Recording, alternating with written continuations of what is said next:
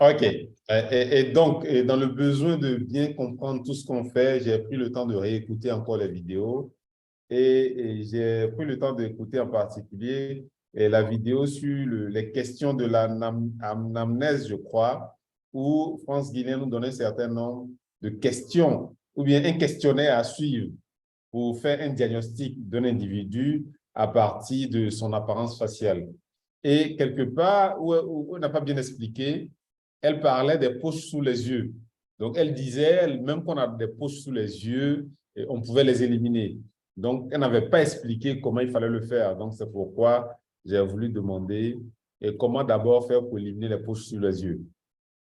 Ensuite, il y a une autre partie où elle avait dit que quand quelqu'un se lève la nuit pour aller aux toilettes, une fois, deux fois, parfois, ça peut être lié au foie qui est fatigué.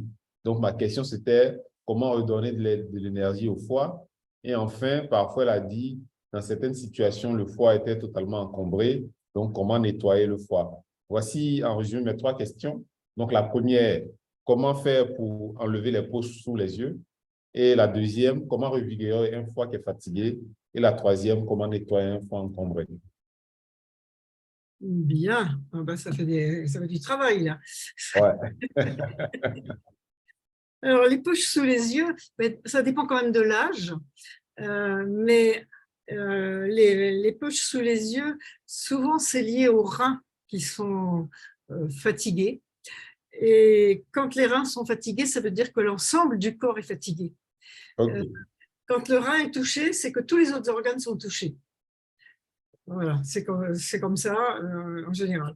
Donc à ce moment-là, c'est tout un nettoyage complet qu'il faut faire. Et en général, ça va correspondre à un visage qui est symétrique vers le bas. C'est-à-dire que la symétrie normale, naturelle du visage, elle est horizontale ou, dans le meilleur des cas, elle remonte.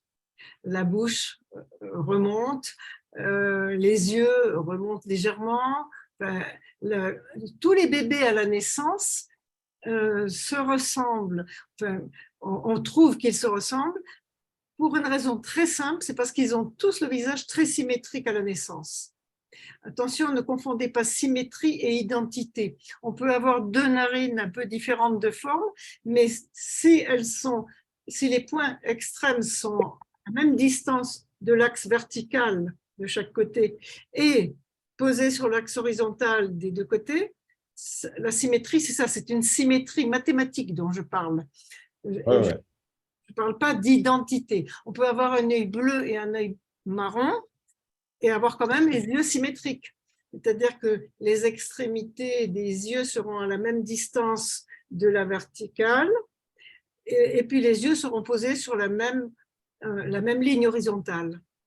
Voilà, mais ça, on le fera de visu quand on se retrouvera à un moment donné. Parce que c'est très intéressant. Ça vous permet de voir sur le visage d'une personne tous les organes qui sont encombrés. Et quand on a le foie, par exemple, tu parlais du foie, si vous regardez, moi je vous conseille, quand vous allez dans une librairie, regardez un album de Zidane, Zinedine Zidane, footballeur. Tout le monde connaît Zidane? Non. Alors, Ouais. eh bien, vous feuilletez un album de Zinedine Zidane et vous regardez Zidane en 1998, quand il a 27 ans, il a tout le côté droit qui bascule, il a l'œil droit qui est incliné comme ça alors que l'œil gauche est droit. La narine droite est plus basse que l'autre. La commissure des lèvres, la bouche penche de ce côté-là. C'est très, très net. Et vraiment, il a une bascule du côté droit. Et il a 27 ans à l'époque, donc il est jeune. Et simplement, à l'intérieur de Milan, on leur a donné tellement de soi-disant compléments qu'il a le foie complètement enrobé de mauvais gras et ça tire. Et c'est à ce moment-là qu'il commence à faire la méthode. Il fait la méthode, vraiment, il met les poches froides, il fait le miam aux fruits, etc. Et 2 ans après, il a rajeuni parce qu'il a le visage qui est redevenu symétrique et ses cheveux repoussent. Il avait même perdu les cheveux et ses cheveux repoussent. C'est très intéressant parce que vous le voyez sur l'album. 2 ans plus tard, le magazine, l'équipe magazine lui a demandé, vous avez rajeuni, qu'est-ce que vous avez fait? Et il a parlé du miam aux fruits, mais il n'a pas parlé du bain dérivatif parce que les sportifs comme ça, enfin les gens qui sont connus, il y a tellement de jalousie autour que tout le monde se serait moqué. Mais il m'avait envoyé à Genève un footballeur qui avait aussi des problèmes de santé. Un jour où j'étais à Genève en déplacement pour un stage, eh bien, il m'avait envoyé un footballeur pour que je lui explique la méthode pour l'aider précisément. Donc, c'est très, très intéressant. Là, vous avez… ce qui était bien, moi, pourquoi je citais Zidane en 98? Parce qu'il y avait des photos de son visage de 2 ou 3 mètres de haut dans les rues de Paris et en France. Et donc, forcément, tout le monde pouvait le voir. C'était très facile à observer. Vous voyez. Et quand vous avez… alors, le questionnaire que vous avez, ça n'est pas vraiment… comment ça n'est pas un questionnaire complet sur la santé. C'est un questionnaire qui interroge essentiellement sur la présence des graisses brunes dans le corps et la qualité des graisses qui entourent les organes. Quand on a, les poumons ou la peau encombrés, les gens qui ont de l'eczéma, les gens qui ont du psoriasis, les gens qui ont des problèmes pulmonaires, qui ont sans arrêt des bronchites, des gens qui ont eu des primo-infections, ceux qui ont eu la tuberculose encore plus, les fumeurs, ils ont tous l'œil gauche en bascule. Ils ont l'œil comme ça. Je me souviens dans un stage, je faisais des stages d'une semaine et je faisais cette observation du visage pour tout le monde. Et donc, il y avait une jeune femme de 26-27 ans. J'avais sa maman qui était dans mon dos en train d'écouter ce que je disais et j'avais la fille en face de moi. Et je lui demande, est-ce que vous fumez? Elle me dit non. Non, je ne vais pas commencer par la fumer. Je lui ai demandé si elle avait eu des problèmes pulmonaires, etc. Elle me dit non. Je lui ai dit, est-ce que vous fumez? Elle me dit non. Est-ce que vous avez votre copain, est-ce qu'il fume? Elle me dit non. Et je dis, est-ce que vos parents ont fumé? Il y avait la maman qui était dans mon dos. Et elle me dit, ça fait 26 ans que je supplie mes parents d'arrêter de fumer. Eh bien, tous les enfants dont les parents fument ont cette bascule de l'œil gauche parce qu'ils ont le poumon encombré. S'ils font le bain dérivatif, ça se redresse parce que ça nettoie le poumon. C'est important ce que je vous dis. J'ai vu une dame qui avait une bascule comme ça et elle avait 50 ans à peu près, 55 ans. Et je lui demande si elle fumait, elle me dit non. Son mari, non. Est-ce qu'à votre travail, on fume? Non. Et puis, je lui ai demandé est-ce qu'elle avait eu des choses graves au poumon? Elle me dit non. Mais elle avait cet œil en bascule. Et j'ai dit, interrogez quand même votre maman. Sa maman était très âgée. Et un mois après, elle m'appelle, elle me dit, ma maman m'a dit que j'ai eu une primo-infection quand j'avais 8 ans, mais je ne m'en souvenais pas. Primo-infection, c'était un début de tuberculose. C'est donc très grave. Ça veut dire qu'on lui a donné des médicaments et elle n'a pas nettoyé. C'est exactement la même situation que si vous rentrez dans une pièce chez vous, il y a des rats, il y a des cafards, il y a des araignées, vous donnez tous les poisons pour les tuer et vous laissez tout sur place. C'est exactement ce qui se passe avec les médicaments quand on ne fait pas le bain dérivatif. Et donc, son poumon a été encombré depuis l'âge de 8 ans. Et effectivement, quelques mois après, elle m'a recontactée et elle m'a dit j'ai une bien meilleure respiration, bien meilleure capacité respiratoire. Elle me dit ça a changé complètement. Je me suis rendu compte, avant, je m'essoufflais très vite quand je courais, etc. Elle dit maintenant, je respire vraiment bien parce qu'elle avait depuis l'âge de 8 ans le poumon encombré. Vous voyez? Et c'est parti à plus de 50 ans avec le bain dérivatif. Donc, vous voyez que c'est intéressant cette symétrie du visage parce que ça vous donne des indications sur des choses que quelquefois on ne sait même pas soi-même. Vous voyez? Quand la narine gauche est plus basse que la narine droite, eh bien, c'est le cœur qui a un problème, qui peut être entouré de gras, qui peut avoir des problèmes. J'ai eu comme ça une jeune femme de 32 ans, très sportive et vraiment très, très bien physiquement. Et la seule chose qui n'était pas symétrique, c'était sa narine. Et je lui dis, vous avez quelque chose au cœur. Elle me dit, j'ai été opérée 2 fois du cœur. Wow. Vous voyez, à la narine. Vous voyez? Et puis, le lobe de l'oreille gauche, quand il est plus bas que l'autre, eh bien, c'est le pancréas. Pas le pancréas, c'est la rate. L'oreille, c'est la rate. Quand la rate est fatiguée, quand elle est gonflée, quand elle est entourée de mauvais gras, etc., eh bien, ça se voit au lobe de l'oreille qui est plus bas. Et la bouche, le côté gauche, la bouche, c'est le pancréas. Alors ça, vous allez le voir sur énormément de monde. Tous les gens qui abusent du sucre ont la lèvre de ce côté-là, qui est plus basse, et souvent, ça va avec la joue qui pendouille un peu de ce côté-là. Tous les petits gourmands, ils basculent de ce côté-là, du côté gauche. OK? Et tout ça, ça corrige très bien avec la méthode, peu à peu, et c'est pour ça que les gens vous disent, vous trouvent que vous rajeunissez. Moi, je le vois sur des photos, des périodes où je ne faisais pas du tout la méthode, et puis les périodes où j'ai fait la méthode, je le vois sur des photos, ça se voit, ça saute aux yeux. C'est vraiment intéressant. Et c'est ça que je trouve génial là-dedans, c'est que, quel que soit l'âge, on peut agir dessus. Et on s'embellit en retrouvant la symétrie, nous sommes perçus comme beaucoup plus beaux. Parce que dans le cerveau archaïque, la symétrie représente la bonne santé. Ça, c'est très, très important. La symétrie dans le cerveau archaïque représente la bonne santé. Le cerveau archaïque donne envie de se reproduire avec ce qui est en bonne santé. Et c'est la raison pour laquelle on est très attiré par les gens qui sont beaux, d'une manière générale, mais quand ils sont beaux, ils sont symétriques. Si vous regardez les présentatrices de télévision, et ça c'est vrai depuis 50 ans, au fur et à mesure, celles qui sont là depuis 10 ou 15 ans, eh bien, si vous regardez les photos du début et les photos de maintenant, vous verrez qu'elles ont des déformations de visage. Parce qu'elles ne font pas le bon négatif. On ne les aurait pas embauchées au début si elles avaient eu cette déformation-là. Vous voyez, c'est intéressant de comprendre cette chose-là. Alors, quand je parlais du rein, parce que le rein, quand on a le rein chargé, on a en plus un amas de gras sur les…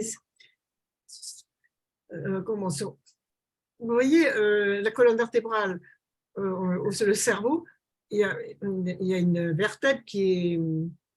Ce sont les cervicales. Vous avez une vertèbre qui est un peu plus saillante. Oui. Touchée. Eh bien là ça doit être très mince. Là, ça doit être très mince. On doit toucher l'os tout de suite. Quand on a la tête levée, quand on a la tête droite, on doit pouvoir toucher l'os tout de suite avec la tête droite. Eh bien, si on ne touche pas l'os tout de suite, s'il y a une petite épaisseur de gras, on appelle ça la bosse de bison, eh bien, quand il y a une épaisseur de gras à cet endroit-là, ça veut dire que tous les organes sont déjà enrobés. Et ça va avec les poches sous les yeux. OK.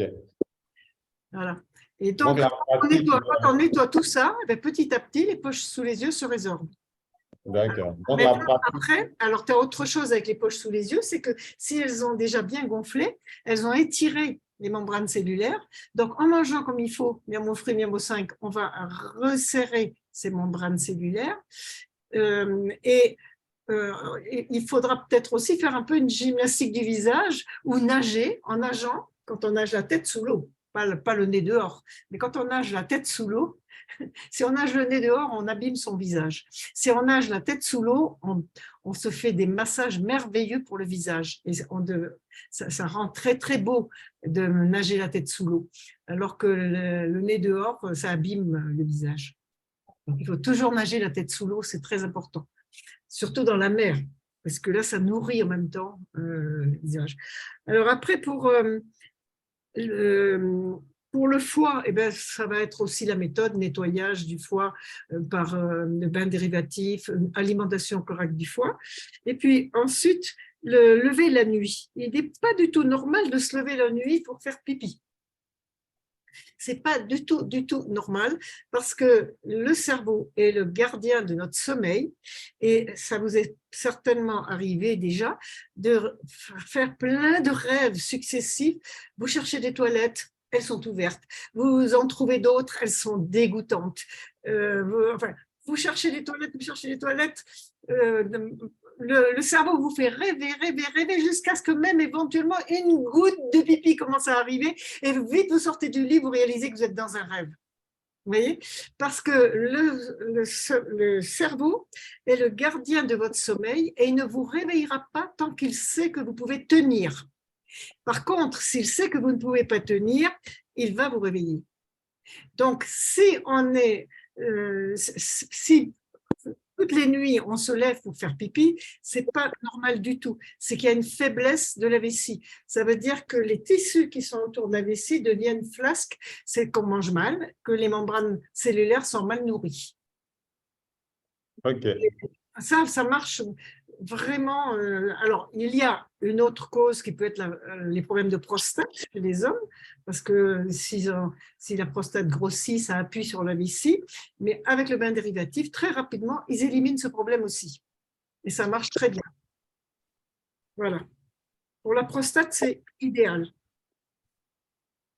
Et pour aider un peu plus à resserrer la vessie rapidement, l'huile de pépins de courge aide beaucoup aussi. OK. Voilà. Alors, à qui après? Alors, Samantha avait une petite question sur le rôle de la banane dans le miam aux fruits. C'est ça, Samantha? Oui, en fait, mon fils m'a posé la question hier et j'ai eu du mal à lui répondre. Alors, c'est très simple. Et il me disait, mais pourquoi tu es obligé d'en mettre une à chaque fois que tu me fais un miam aux fruits? Alors, je t'explique. L'explication est très simple. Elle est d'ailleurs donnée dans la méthode. La banane, en fait, pour pouvoir assimiler des huiles de façon correcte, il faut qu'elles soient émulsionnées. Si tu mets de l'huile dans de l'eau, l'huile flotte.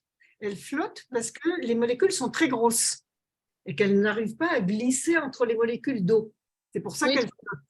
OK? Voilà. Ouais. Pour pouvoir passer la barrière intestinale, il faut qu'elle soit émulsionnée, c'est-à-dire qu'on ait cassé ces petites gouttes d'huile, très petites. OK? Ouais. La nature a prévu ça partout dans le monde. Quand tu croques une amande, quand tu croques une noisette, la noisette ou l'amande est riche en protéines végétales. Tu écrases ta noisette, tu émulsionnes l'huile de la noisette. OK. Et grâce à la présence des protéines végétales, l'émulsion va tenir jusqu'à l'intestin. S'il n'y avait pas la protéine végétale, eh bien, elle décanterait. C'est-à-dire que dans l'estomac, elle se séparerait et les bulles, les molécules redeviendraient trop grosses. OK? Oui. Donc, pour pouvoir amener l'huile du miam aux fruits jusqu'à l'intestin sous forme émulsionnée, il faut qu'elle soit émulsionnée dans de la protéine végétale. D'accord. La banane, avant de l'écraser, elle est à peu près à 70% d'amidon. Mais quand tu l'écrases, tu lui apportes de l'oxygène et de l'azote, de l'air, et tu changes sa molécule. D'accord. Et elle devient protéine végétale. Grâce à l'apport d'oxygène et d'azote. Et donc, elle va pouvoir tenir l'émulsion de l'huile jusqu'à l'intestin. D'accord. Mais ça alors, la banane, parce que sinon, il faudrait mettre beaucoup de graines, battre et tout, ça serait très compliqué. Alors que écraser dans la banane, c'est très simple. D'accord, ok. Et on n'a pas l'équivalent avec d'autres fruits au final? Alors, on a un équivalent moins bien avec les abricots secs qu'on fait tremper et qu'on écrase. D'accord.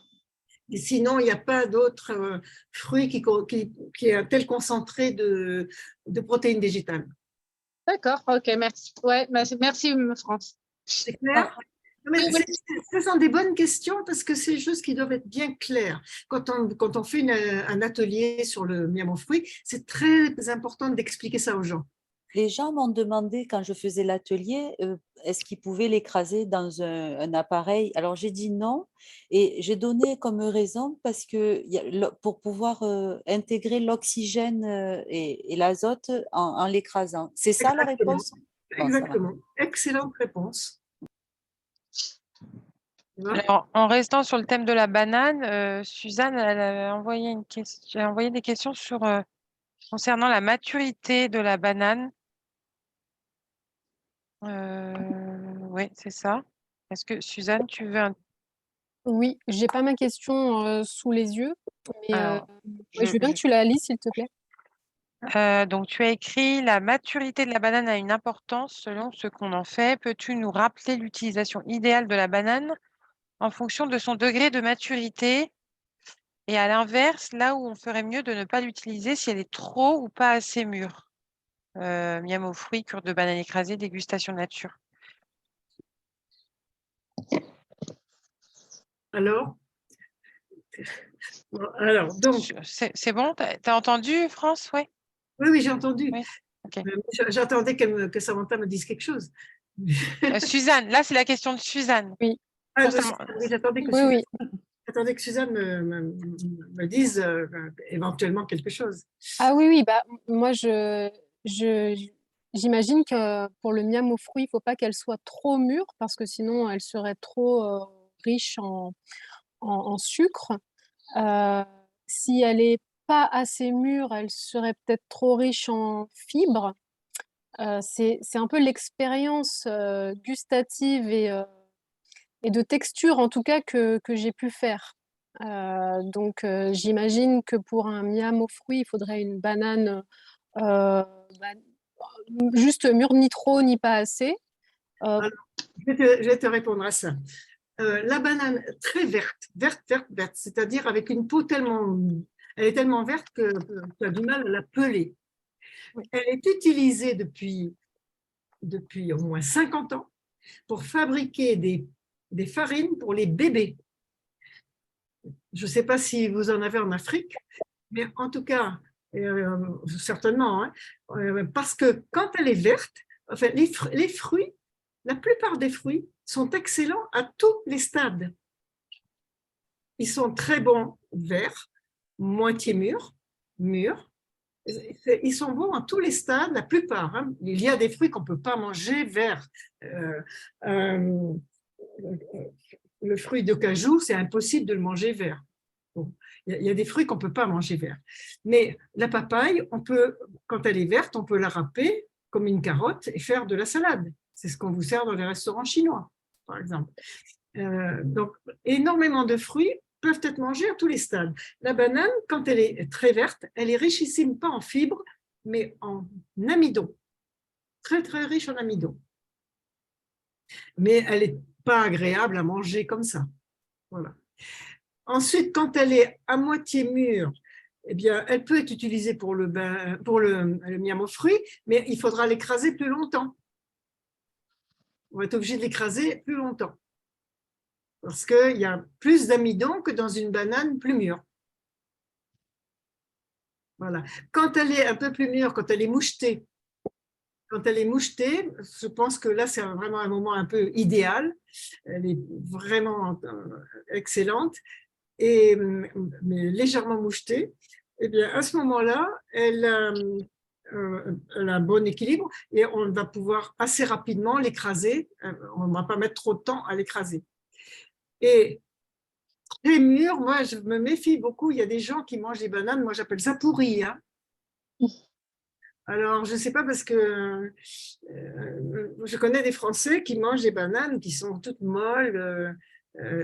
Pour moi, elles sont pourries. On ne les mange pas, nous. On les donne aux cochons. Donc, voilà. Mais il y a des gens qui trouvent que c'est comme ça qu'elles sont bien. Alors, bon, je ne sais pas. Quant au sucre, on met une demi-banane parce que la quantité de sucre ne change pas.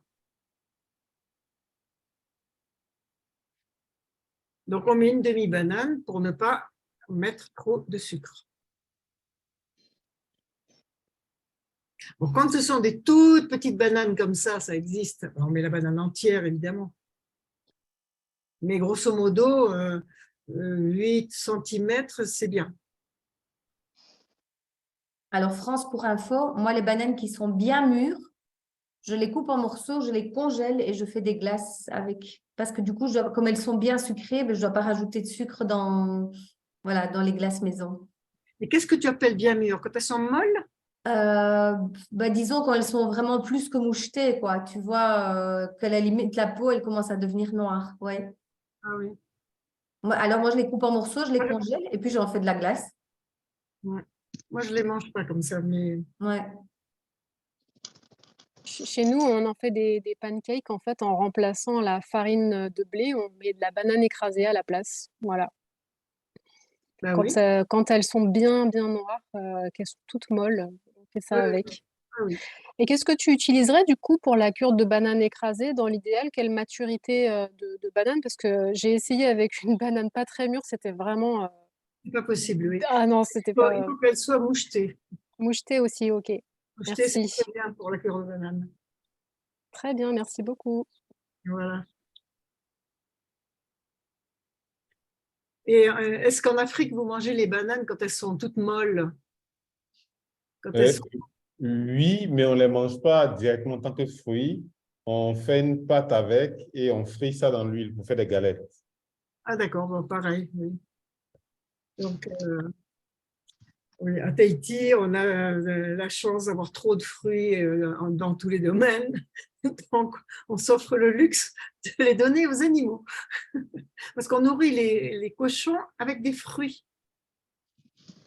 On nourrit de fruits, ils mangent énormément de papaye, de noix de coco. Alors, ils sont super bons et ils n'ont pas de parasites. Donc, je me souviens que des enfants musulmans m'avaient demandé si je mangeais du cochon. Et j'ai répondu, quand il est bien élevé. Quand il dit bonjour madame et merci monsieur. Alors, j'ai dit quand il a été bien nourri. Et j'ai expliqué comment étaient nourris les cochons chez les Mélanésiens, en Papouasie et chez les Maoris.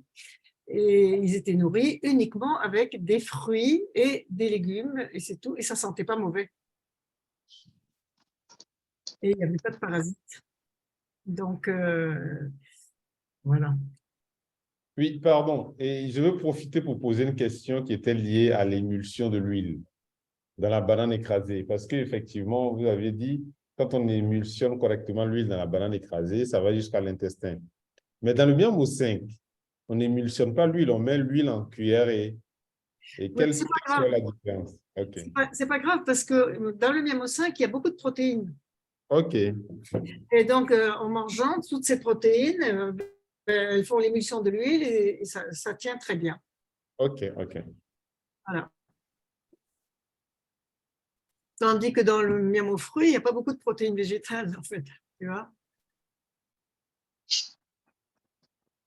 Très bien. Alors, on va rester sur l'alimentation. Il y a Françoise qui avait des questions concernant l'alimentation, les crudités, miamo 5. Françoise, tu as tout ce qu'il faut avec toi? Alors, il faut que tu actives ton micro. On ne t'entend pas. Oui. Voilà, c'est bon. Voilà. Bon. Oui, on m'a posé la question parce que par rapport à la grossesse et aux femmes qui n'ont pas eu la toxoplasmose. Et dans la méthode avec le miamo 5, miamo fruit, il y a beaucoup de crudités. Alors, qu'est-ce qu'on peut dire là-dessus? Alors, les crudités n'ont jamais donné la Non, toxoplasmose. c'est plutôt les animaux, ou Pardon? la proximité d'animaux comme le chat, qu'on peut attraper la toxoplasmose. Voilà. Enfin, franchement, C'est ce qu'on dit, mais il faut pouvoir répondre.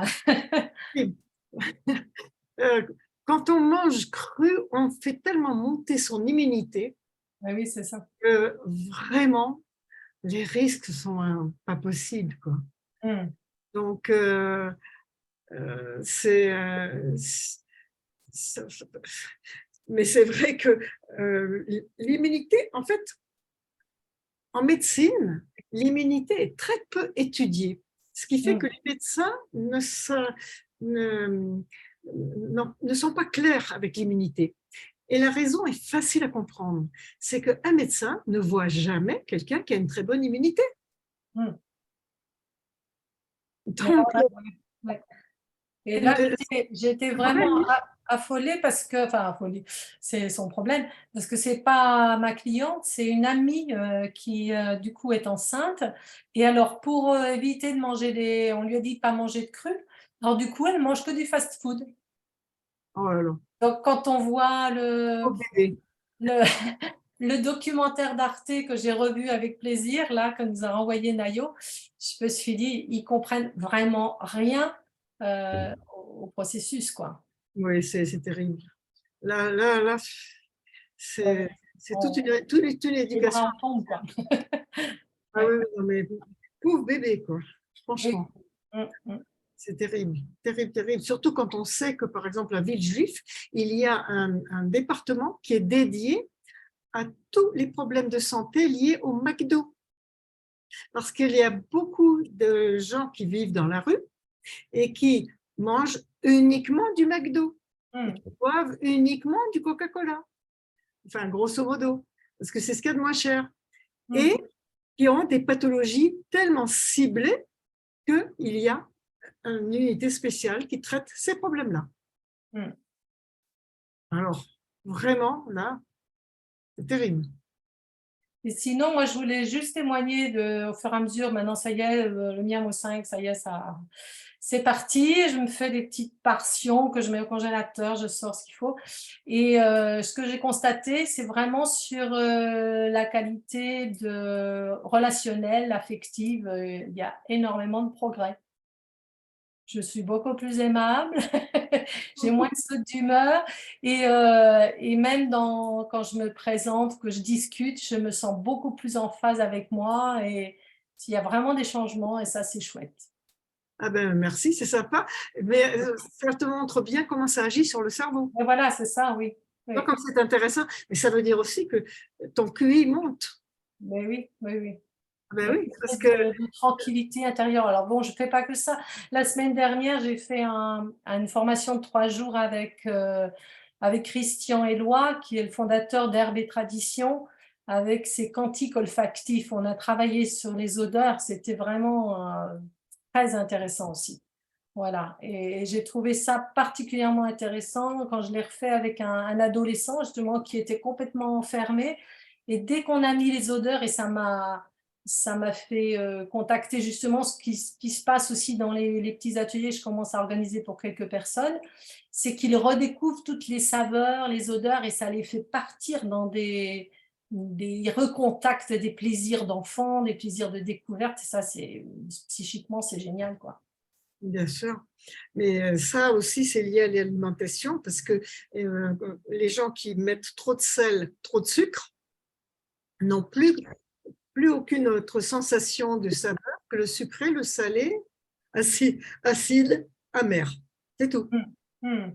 Alors qu'il y a une foule de nuances extraordinaires. Mais ils masquent toutes les saveurs en salant systématiquement, etc. etc.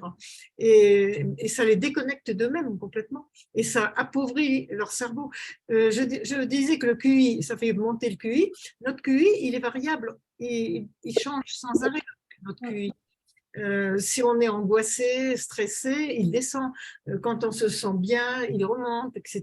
Et le QI n'est pas un truc fixe. Hein.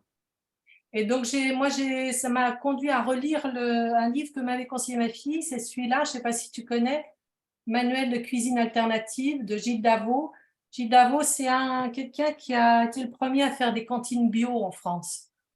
Et dedans, il y a des méthodes de cuisson comme la cuisson à l'étouffée qui permet ça justement, les légumes cuits simplement dans la vapeur, ils donnent leur jus en faisant les couches dans le bon ordre et dans des petites cocottes complètement fermées. Et il est intéressant pour ça. Il y a des choses qui rejoignent, évidemment, il a sa façon de voir, mais je trouve que là, hier, j'ai fait ça, je leur ai fait découvrir cette cuisson-là et ça leur a permis de découvrir toutes ces subtilités de goût. Bien sûr. Pour des cuissons qui restent très douces. Oui. Voilà, c'est ce que je voulais dire aujourd'hui. Eh ben, merci pour tout ça, c'est très sympa. Question que tu as écrit. Sujet, je lis, hein, ce sera plus simple. Tu écris quand on grignote des crudités oui. en dehors des repas. Oui, là, quand on grignote en dehors des repas, comme tu dis, on grignotait au travail, on grignotait des petits fruits frais. Est-ce qu'avec les petits fruits qu'on peut prendre comme ça, moi j'ai des framboises dans mon jardin, est-ce que c'est mieux de les associer systématiquement à une graine quand c'est frais? Parce que tu as parlé de l'association fruits secs avec un oléagineux pour que le sucre, pour l'émulsion, justement, si j'ai bien Alors, compris. Est-ce qu'avec les fruits frais, c'est la même chose? Alors, les grignotages, ce n'est pas du tout une bonne idée parce que Oui. ça lèse le cerveau. Hein. Ce n'est pas bon pour le cerveau. Mais quand tu as besoin de faire un petit goûter, par exemple, ben, si tu mets quelque chose de sucré, il faut l'associer avec quelque chose de gras. Alors, ça peut être, par exemple, des raisins secs avec une amande. Oui, mais avec les fruits frais, non, vaut mieux garder ça pour le miam aux fruits. Ouais, du moment que tu en as dans le miam aux fruits, tu n'as pas besoin d'en remanger. D'accord. Et retiens ce que disait le prophète Mahomet. Il disait, avec une date et 3 amandes, je fais un repas. Mais il a raison. Il a raison parce qu'il le mange en 40 minutes. Oui, d'accord. Tu vois? Donc, un petit goûter, ça ne pose pas de problème si on associe correctement. D'accord, très bien. Voilà. Notamment les sportifs, les danseurs, etc., ont besoin de se ravitailler un peu comme les bébés. Hein. Oui, c'est ça, dans une répétition. Ils ont besoin de manger plus souvent, ou bien comme les travailleurs de force, hein, pareil. Et donc, ça, ce sont vraiment des bonnes choses à prendre éventuellement. Oui, donc dans ce cas-là, vaut mieux des fruits secs. Donc, voilà. Très bien. Il faut toujours allier le sucré avec du gras. D'accord, merci. De préférence, un bon gras, naturel, simple. Oui, oui. Voilà. Merci. Nayo voulait revenir avec une question sur la mastication. Ok, je peux. Merci beaucoup, Aurélie. En fait, ce n'est pas une question, c'est un partage d'expérience. Et France nous parle toujours de mastiquer, il faut mastiquer longtemps, ça va prendre 1 an pour apprendre à mastiquer, je vous rassure. Quand France disait ça, il dit non, mais moi je sais déjà mastiquer. Je sais déjà mastiquer, pourquoi est-ce que pour mastiquer, ça va me prendre 1 an? Je vous rassure, j'ai fait 1 semaine d'expérience de la mastication et c'est sublime. Et c'est ce que je voudrais partager. En fait, j'ai compris que lorsqu'on mange et qu'on prend des grosses bouchées, on n'arrive pas à les mastiquer correctement. D'abord, pour bien mastiquer, il faut prendre de petites bouchées. Et ensuite, j'ai constaté que lorsque vous mangez, par exemple, du riz avec des légumineuses, et quand vous mastiquez, que ça commence à faire une forme de bouillie, vous avez du mal à bien mastiquer. Et c'est là où je me suis rappelé de quelque chose que France Guilin a dit. Elle disait, quand on mange, ça doit donner de l'eau et de la farine. Donc, qu'est-ce que je faisais? À chaque fois que je mastique un peu, j'aspire le jus, je déshydrate ce que je mange pour boire le jus et je continue de mastiquer le résidu. Et c'est ce que je faisais. Et j'ai constaté qu'effectivement, j'avais cru que je mastiquais, mais j'ai compris finalement que je ne mastiquais pas suffisamment. Et ça m'a permis aussi de constater quelque chose. Par exemple, la quantité de miam aux fruits que je mangeais avant a été divisée par 2. Parce que j'ai vu qu'à force de mastiquer, le plat, la portion que je me suis fait habituellement, je n'arrive plus à la terminer, je ne mange que la moitié. Et ça me permet de tenir beaucoup plus longtemps. Par exemple, j'ai vu qu'en prenant le temps de bien mastiquer, quand je prends mon miam aux fruits à 7 heures, je peux rester ainsi jusqu'à 18 heures, sans sentir l'envie de manger. Et cette expérience d'1 semaine m'a vraiment fait comprendre que nous croyons que nous mastiquons, mais en réalité, nous ne mastiquons pas suffisamment. Et il faut en avoir conscience. Et si on n'a pas conscience, très vite, on mange un repas, on croit qu'on a suffisamment mastiqué, on l'avale, boum. Mais ce n'est pas le cas. Et c'est à travers ces deux techniques que j'ai compris comment mastiquer. D'abord, prendre de petites bouchées, parce qu'en prenant de grandes bouchées, on n'arrive pas à mastiquer suffisamment. Et à chaque fois qu'on mastique et que du jus commence à sortir aussi bien pour les légumes, les fruits que les céréales, dès que le jus commence à sortir, il faut aspirer le jus, garder le résidu dans la bouche et continuer de le mâcher et ainsi de suite jusqu'à ce que ça disparaisse de la bouche.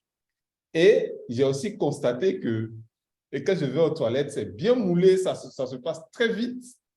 Et je digère, en fait, je ne digère pas digérer, mais le poids de ce que je sens dans l'estomac, dans l'intestin, je ne ressens plus ça au bout d'une heure, mais je ne ressens plus l'envie de manger quoi que ce soit jusqu'à 18 heures. C'est l'expérience que je voudrais partager pour dire qu'en fait, nous croyons que nous mastiquons, mais en réalité, nous passons à côté de quelque chose. Merci. Mais je voudrais préciser que très vite, quand on cherche à mastiquer, le plat que l'on mange, à un moment donné, nous dégoûte un peu. On ne veut plus continuer, on veut juste l'arrêter.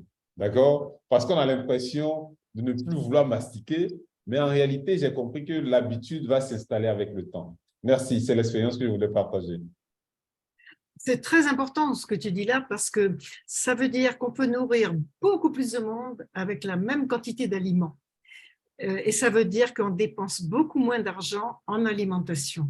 Moi, c'est l'expérience que j'ai.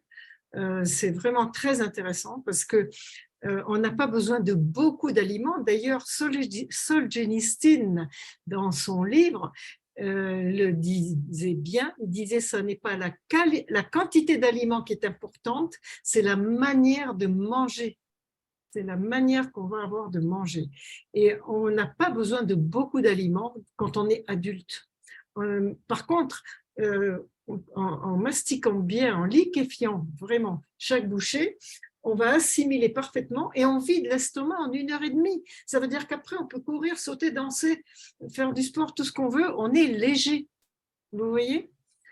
Les coureurs de marathon, je leur demande le jour où ils partent, je leur demande 1h30 avant de prendre un miam aux fruits et donc de très très bien le mastiquer.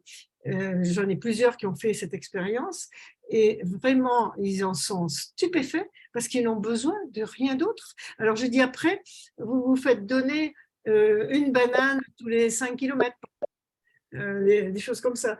Mais il y en a qui me disent, mais je n'ai même pas eu besoin d'une banane tous les 5 km. C'est très, très intéressant parce que ça permet de fabriquer très rapidement des graisses brunes qui donnent énormément d'énergie et en même temps, ça permet d'avoir un corps très beau, un corps svelte. On fait partir les bourrelets, les surpoids, etc., etc. Donc, c'est à la fois très économique. Quand je dis que quand je vois les rations des gens, en général, quand j'organisais des stages d'une semaine, les gens se faisaient une assiette comme ça au début. Et au bout de 5 jours, c'est divisé par 2. Donc, on voit bien la différence, mais on peut diviser par 3 et même par 4 pour la plupart des gens. Ils mangent beaucoup trop en volume et ils ont l'estomac qui est plein pendant des heures. Ils mettent 3 heures à vider leur estomac. Et dès qu'ils ont vidé l'estomac, ils remangent. Ils mangent comme les bébés. Ils mangent toutes les 3 heures. Ils font un petit déjeuner le matin. Après, au milieu de la matinée, ils mangent quelque chose. À midi, ils remangent quelque chose. Ils mangent comme des bébés. Un adulte ne mange pas comme un bébé. Vous voyez? Bon, les femmes qui allaitent, peuvent manger comme les bébés, hein, c'est pas pareil. Hein. Mais parce que c'est les femmes enceintes, les femmes qui allaitent, évidemment. Mais il faut faire attention à ça. Alors, un sportif qui mastique très, très bien peut se permettre aussi de faire un goûter, mais en mastiquant très, très bien. Quand je vous donne l'expérience de Mahomet qui dit qu'avec une date et 3 amandes, il fait un repas, mais il les mange en 30 à 40 minutes. C'est-à-dire qu'il va les liquéfier et ça va lui permettre de marcher longtemps encore dans le désert. Non, mais France, en fait, j'ai compris que la mastication, c'est tout un ensemble d'étapes. Et si on n'a pas bien compris, on croit qu'on mastique, mais en réalité, on fait autre chose. Oui. Et La plupart des gens finalement, pensent qu'ils mastiquent, hein, c'est vrai. c'est ça. Et finalement, j'ai compris que, comme je le disais tout à l'heure, c'est en prenant de petites bouchées. Parce qu'avec des grandes bouchées, vous ne pouvez pas mastiquer parce que très vite, la bouche est remplie et vous ne pouvez pas garder ça dans la bouche, vous êtes obligé d'avaler. Or, quand on prend de petites bouchées, on peut longuement mastiquer. Et en plus, il faut déshydrater à chaque étape ce qu'on est en train de manger. Ça permet de garder le résidu qui n'est pas encore bien moulu et de le moudre davantage dans la bouche. Voici les deux étapes que moi, j'ai pu comprendre pour arriver à une bonne mastication. À la limite, même pour une personne, par exemple, qui a des diverticules ou des polypes, elle pourrait recracher le peu de fibres qui reste après, parce qu'elle va absorber uniquement des choses qui vont la nourrir et réparer, et peu à peu éliminer les polypes et les diverticules, et ne pas encombrer avec la partie fibreuse un peu importante. Vous voyez ? Quand on mange des graines germées, par exemple, il est plus intéressant pour beaucoup de gens de bien écraser, de garder le jus. Il faut le garder pendant au moins 2 minutes, montre en main dans la bouche. Hein. Les graines germées, ça n'a aucun intérêt si vous ne gardez pas le jus dans la bouche, parce que les oligo-éléments s'absorbent en perlingual. Alors, quand je vois des gens mettre des poignées de graines germées dans leur salade, ils vont fatiguer l'intestin, ils ne profiteront pas des oligo-éléments. Moi, j'ai vu en Chine, dans mes familles, les gens qui, en Chine, eh bien, ils prennent une pincée de graines germées, pas plus. Ils la mangent en début de repas, ils la gardent longtemps en bouche et ils recrachent la fibre. Mais ils gardent longtemps en bouche le jus, de manière que ça s'absorbe en perlingual. C'est le seul intérêt de la graine germée. Mais la plupart des gens qui mangent des graines germées, c'est une catastrophe. J'ai vu sur des salons des plateaux comme ça servis de graines germées et les gens, ça bouffe. Mais ça n'a aucun intérêt. Ça va juste fatiguer la digestion, c'est tout. Et ça ne va pas apporter les éléments nécessaires. Vous voyez ? Donc, la graine germée, c'est très, très important. Le mieux, c'est de les mettre dans une toute petite coupelle minuscule à côté de son assiette et on les mange toutes seules.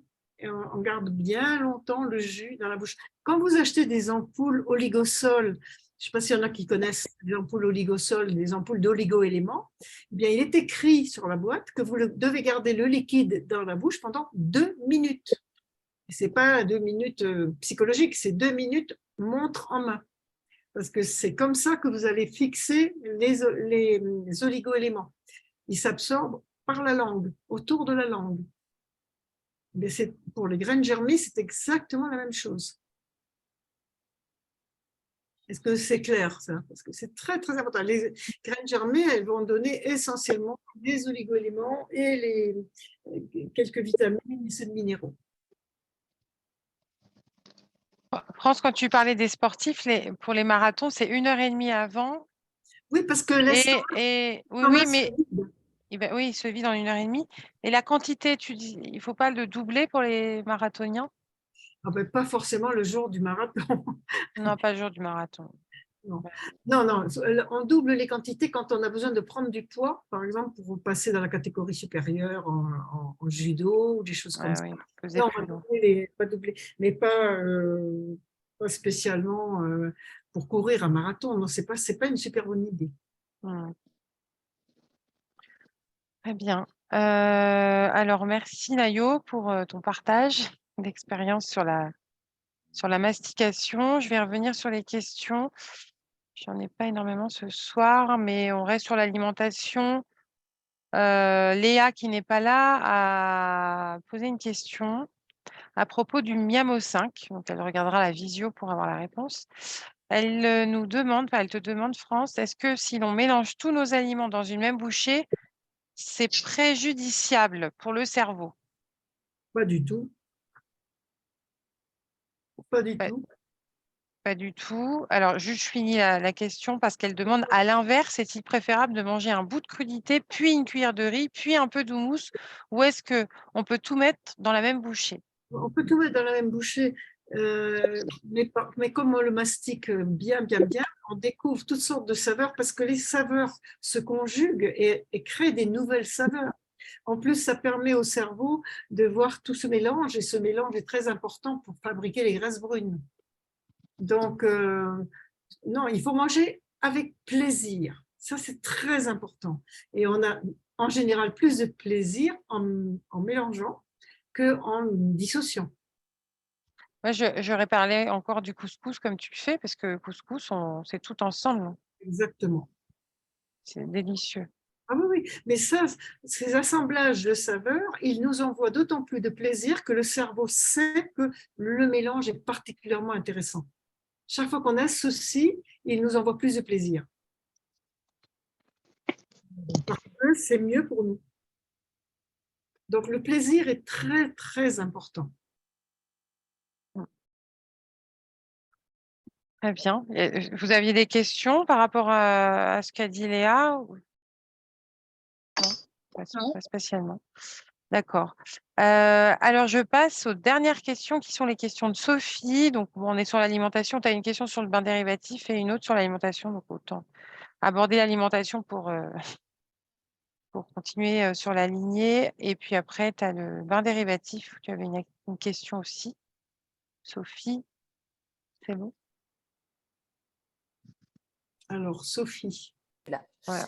Alors, la question sur l'alimentation, l'autre fois, on a dit que la carotte, manger tous les jours pouvait être hépatotoxique.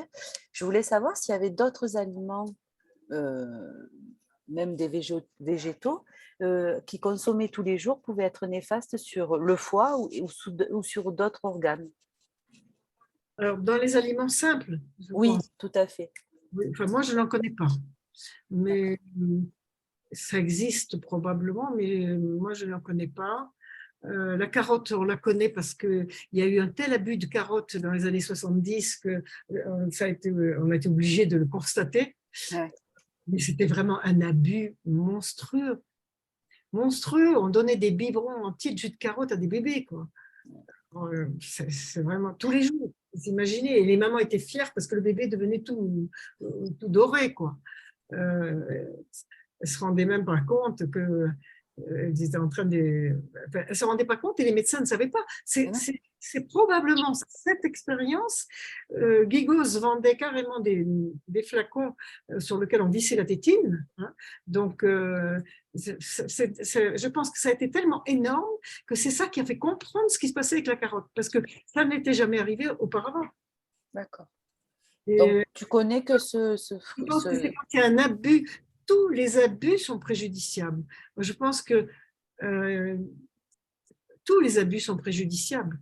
On a besoin d'une alimentation variée, et puis c'est tout. C'est pas, ça serait un peu stupide de ne manger que de la pomme de terre pendant des jours et des jours et des jours. Enfin, je ne sais pas, hein, mais c'est une bonne question parce qu'effectivement, il peut y avoir d'autres problèmes engendrés par certains aliments.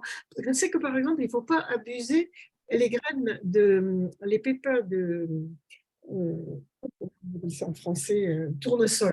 Les graines de tournesol germées, elles sont très bien, mais il ne faut pas en abuser. C'est-à-dire qu'il ne faut pas ne manger que ça pendant parce qu'il y a une dame un jour qui n'a mangé que ça pendant 1 an. Ça existe, hein. Les choses folles existent. Hein. Voilà. Okay. Donc, voilà, il faut faire rester raisonnable. Abuser. Voilà. Ok. Ok. Et alors, après ma question sur le bain dérivatif, comment tu as pu mesurer la différence d'activité? Parce que quand tu nous dis quand on met un bain dérivatif la nuit, il agit 2 fois moins que dans la journée. Comment tu as pu mesurer l'activité du bain dérivatif? De quelle façon on peut l'expliquer? C'est très simple parce que il y a des personnes qui ne font que la nuit. Ouais. Et elles n'ont pas de résultat. Okay. Donc, c'est très clair.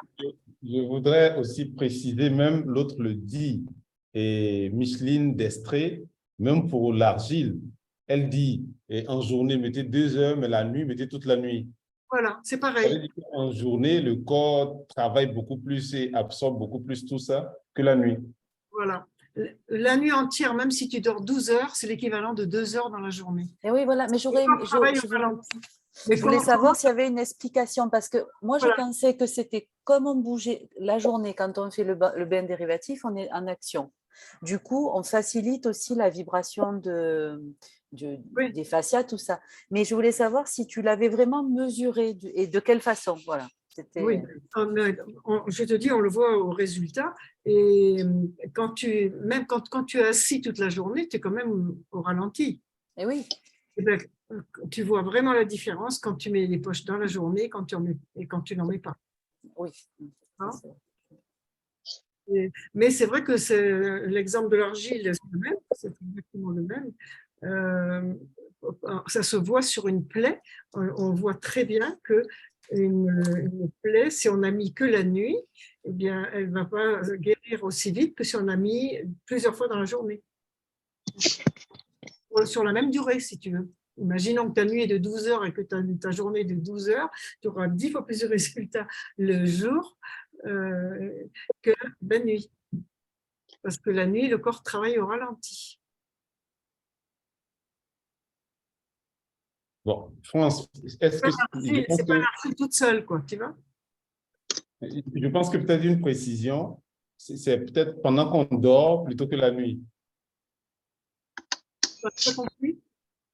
Est-ce que ce n'est pas plutôt pendant qu'on dort plutôt que la nuit? Parce que si je Oui, suis c'est pendant qu'on dort. Oui, c'est pendant qu'on dort. C'est ça, Pendant qu'on dort. c'est ça, Oui. c'est ça, Oui, parce que si on dort le jour, c'est pareil. c'est ça. Oui, c'est quand on dort.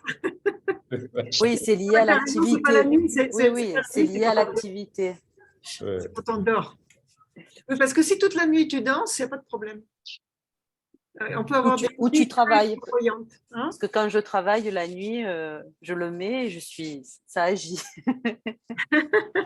Ah ben oui, si tu travailles la nuit, il n'y a pas de problème, ça agit très bien. Ouais. C'est quand tu dors. Ok, merci. C'est vrai, c'est des nuances très importantes. Bon, eh bien, on a passé en revue toutes les questions. Moi, j'ai envie d'en profiter pour en poser une. Oui, vas-y. Sur l'association gras et sucre, Oui. qui doivent être toujours, enfin, le sucre associé, le bon sucre associé au bon gras. Nuance. Gras naturel, non cuit, non chauffé. Oui, Sucre naturel, oui, non extrait. oui. Est-ce que tu pourrais expliquer ce qu'apportent l'un à l'autre? C'est indissociable, les deux. Alors ça, moi je ne sais pas, c'est le docteur Jean-Marie Bourg qui a travaillé pendant 30 ans sur le cerveau et qui dit que le cerveau est incapable de métaboliser l'huile toute seule ou le sucre tout seul. Il a besoin de la combinaison des deux. Ah. Bon, Ça, c'est les travaux du docteur Jean-Marie Bourg à l'INSERM. c'est la phrase qui me manquait des fois. Oui. Bon, mais c'est parfait. Merci pour la réponse. Il a besoin de la combinaison des deux, et d'ailleurs, Ouais. la nature l'a prévu, puisqu'un fruit contient chair de fruit avec fructose, graines qui contient des protéines végétales et huile. La nature a prévu comme ça. Ouais, j'avais en tête aussi que l'huile transporte énormément de choses. Alors là, c'est pas forcément le sucre, mais c'est un transporteur, le fruit. Des vitamines, l'huile, pardon. Je suis fatiguée, alors je me mélange les mots. L'huile est un transporteur aussi. Oui, elle transporte surtout les autres huiles. Dans le miel aux fruits, par exemple, l'huile de colza que tu mets va potentialiser le travail de l'huile de noisette, de l'huile d'amande, etc., etc. D'accord. Ok. C'est pas le transporteur des vitamines et des sels minéraux. D'accord. Ok, merci pour cette précision. J'ai une question. Allô, moi j'ai une question. Allô? Oui, Nayo, vas-y, on t'entend. D'accord. OK, en fait, je voudrais aussi poser une question toujours par rapport à l'huile. Parce que et dans notre alimentation en Afrique de l'Ouest, nous mangeons beaucoup de la sauce graine, c'est-à-dire de la sauce faite à base de graines de palme. Et c'est de cette graine de palme qu'on tire l'huile de palme. Mais je sais généralement que dans certaines émissions, on dit que l'huile de palme n'est pas bonne, l'huile de palme n'est pas bonne, alors que nous, on a des graines de palme naturelles chez nous ici et qu'on utilise pour cuisiner de la sauce qu'on mange avec du riz, et du couscous, de la pâte. Et bon, comment est-ce qu'on classe cette sauce qui produit de l'huile quand on la cuisine? Alors, je vais te dire pourquoi, parce qu'en France, en Occident et tout ça, l'huile de palme, elle est hydrogénée. Ah, d'accord, OK. Nous, chez nous, c'est le fruit de palme est pris, Ça, il est bouilli. voilà. OK, le fruit de palme est pris, il est bouilli. Ensuite, L'huile de palme en Occident oui. est plus épaisse, elle est hydrogénée. D'accord, c'est bon. Chez C'est nous, une elle est liquide. Voilà. Et D'accord, donc, c'est bon. toute l'huile de palme qui est dans les gâteaux, qui est dans tout ce qu'on fabrique en France, elle est hydrogénée. D'accord. C'est pour remplacer le beurre. Et pour avoir la texture, il faut qu'elle soit hydrogénée. D'accord. Non, parce que souvent, c'est comme le coco. Hein. Le coco, Okay. Quand tu presses ton coco et que tu le mets dans ton assiette, il n'y a pas de problème. Mais quand il faut le conserver, ça perd toutes ses propriétés intéressantes. D'accord, c'est bien noté. Donc, j'en tiens bien note. Non, parce que souvent, quand les gens disent ça, ils ne font pas la précision, cette précision. Donc, on met dans l'amalgame et on croit que l'huile de palme est mauvaise en soi, alors que c'est la procédure de conservation. Alors, elle n'est pas mauvaise en soi, mais en plus, il y a autre chose.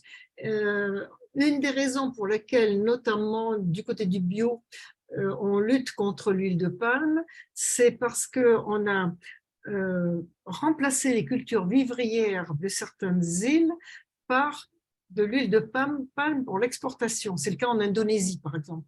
Ils ont perdu énormément de surface cultivable pour leurs légumes et leurs fruits au profit des exportateurs qui, pour gagner de l'argent, vendent leur huile de palme qui va être hydrogénée et utilisée dans les autres pays. Donc, c'est une autre des raisons pour lesquelles on lutte contre l'huile de palme. OK, c'est bien noté. Voilà, pour éviter de mettre des gens dans des situations de pauvreté. Tu vois, c'est donc deux raisons. À la vie claire, je me souviens, il y a 40 ans, il y en a qui avaient pensé que le beurre, c'était pas bien et qu'il valait mieux le remplacer par du gras végétal. Et ils vendaient des mottes d'huile de palme qui étaient bien évidemment hydrogénées, sinon ça ne pouvait pas faire un pain comme du beurre, ça ne pouvait pas faire cette consistance. Et les gens de la vie claire, pendant longtemps, utilisaient ça pour leurs tartines à la place du beurre, ce qui est complètement stupide, comme les margarines d'ailleurs, qui sont stupides, parce qu'elles ont déformé complètement les corps gras. Et donc, voilà. Et donc, l'huile de palme, en Occident, elle est toujours hydrogénée. D'accord, c'est bien noté. Tandis que chez vous, elle est naturelle et ça n'a rien à voir.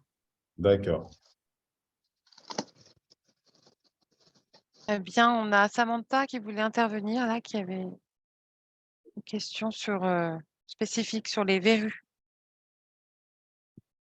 Alors, qu'est-ce qu'il y a à savoir sur les verrues? En fait, France, j'avais cru comprendre qu'il fallait pas, enfin, c'est confus, je ne sais plus si l'argile est conseillée sur les verrues. Alors, si tu mets de l'argile sur la verrue, l'argile va tirer vers l'extérieur. Si tu fais le bain dérivatif en même temps, le bain dérivatif va tirer vers l'intérieur.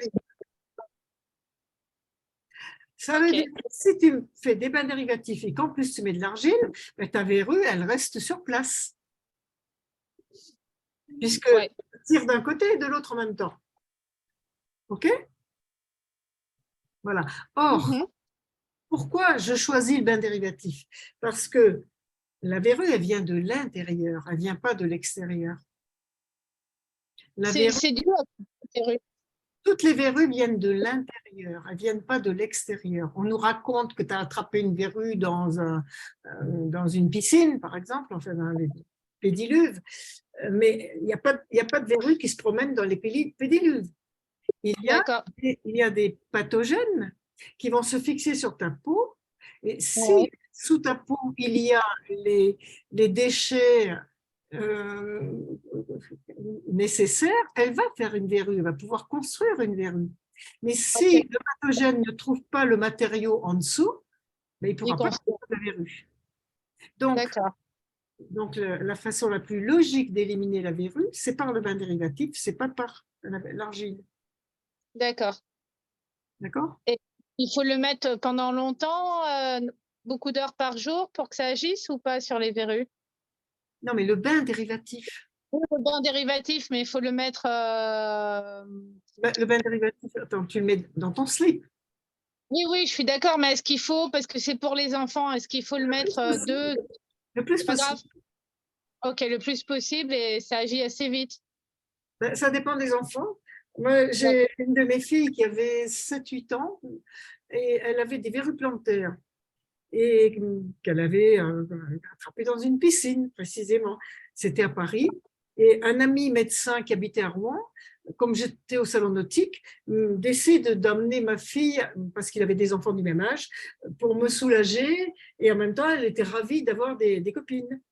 Et je lui dis, écoute, je lui dis qu'elle avait des verrues plantaires. Et il me dit, oh, mais c'est pas grave. Il était médecin, lui. Il dit, je vais les lui brûler. Je dis, surtout pas. Je dis, est-ce qu'il y a un bidet chez toi? Il me dit, oui. Mais je dis, tu la laisses faire. Elle va faire des bains dérivatifs et ça va partir. Et en 4 jours, c'est parti. Mais ma fille avait une vie très saine. D'accord, ouais. Si elle avait mangé des bonbons, des gâteaux, et bu du coca, ça serait peut-être parti plus lentement. Ça a mis du temps, ouais. Tu vois? Ouais, ok. Ouais, je vais essayer. Et je peux te dire que ce médecin était époustouflé. Il n'avait jamais vu ça de sa vie, tu vois. Bah non, oui, c'est ouais, non, et de les brûler, ça aurait fait quoi comme effet néfaste? Ben, ça fait rien parce que ça laisse la matière en dessous, ça laisse, Ok. et du coup, il va y en avoir une autre. Oui, après, c'est sans fin au final. Voilà, et en plus, tu lèses les tissus. Tu habilles D'accord. les tissus. Ok, ben, on va essayer. Voilà, Merci, France. il n'y a pas de quoi. Bon, très bien. Bah, on a fait le tour des questions ce soir. Je voulais juste rappeler pour les questions, les contrôles continus, qu'il faut bien les envoyer à Virginie. Je sais que alors j'ai eu quelques mails me demandant si Virginie avait bien reçu tel ou tel mail. Alors je ne sais pas parce que je ne me fais pas de compte rendu des mails qu'elle reçoit, mais là en ce moment elle est très très occupée, donc elle va vous répondre à un moment donné. Si c'était une urgence, enfin absolue, heu, oui, vous pouvez me contacter. Je peux essayer de la relancer moi de mon côté, mais je suis quasiment certaine qu'elle reçoit bien les choses, mais elle va les traiter, dès qu'elle pourra. Qu'est-ce que j'avais en tête? Oui, les contrôles continus, de toute façon, si à un moment donné, elle fait le bilan et qu'elle n'a pas les reçus les vôtres, elle va vous revenir vers vous, c'est certain. Donc faut pas vous inquiéter avec ça, elle est toujours là et elle a 2 activités. Elle a la formation qui l'occupe pas mal et puis elle a aussi son activité de massothérapeute,